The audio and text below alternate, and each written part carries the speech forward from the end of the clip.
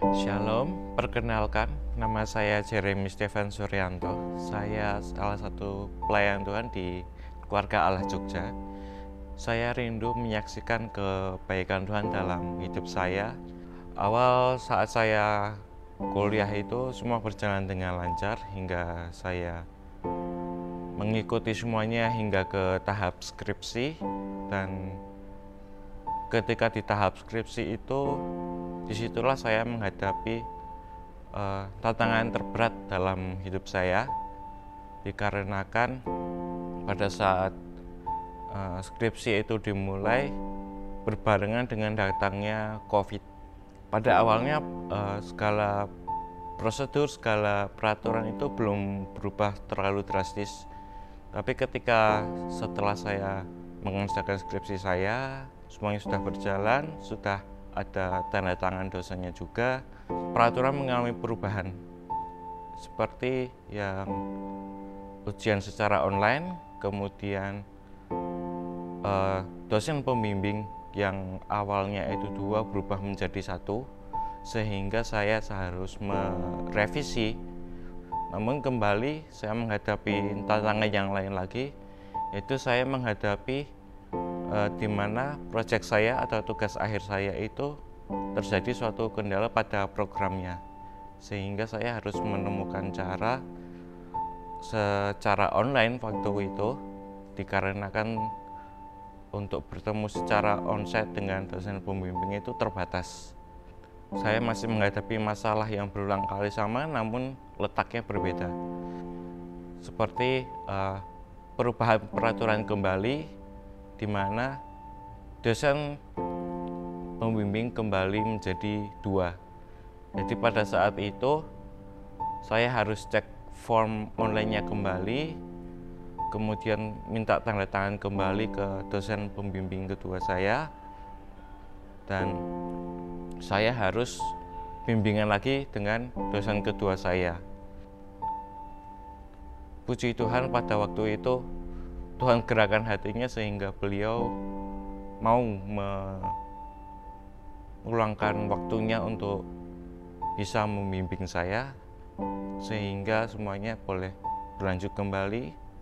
Saya terima masukan beliau-beliau hingga akhirnya saya bisa mendaftarkan untuk ujian skripsi, mengikuti yudisium, dan akhirnya saya bisa lulus.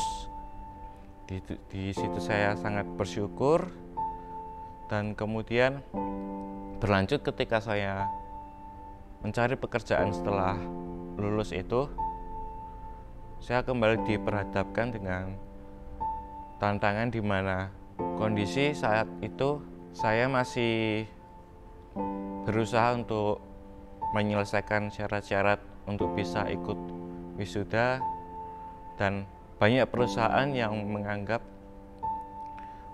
lebih baik kamu menyelesaikan semuanya itu dulu. Jadi saya sempat ditolak beberapa kali juga. Tuhan menguatkan hati saya supaya saya tetap mengikuti rencana Tuhan dan tidak mengikuti rencana saya sendiri. Hingga pada akhirnya saya diajak oleh orang tua saya bertemu dengan kenalannya. Coba kalau sudah luang, ikut saya aja, datang ke kantor saya.